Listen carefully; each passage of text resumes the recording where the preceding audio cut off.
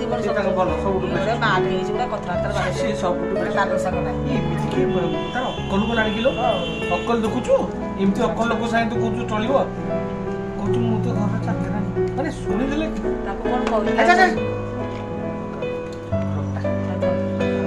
ଏମିତି ଆଉ ମା ସେମାନେ ତା ମା କଥା ଶୁଣିଲେ ବଢିଆ ଏଇଟା ପିଢି ମା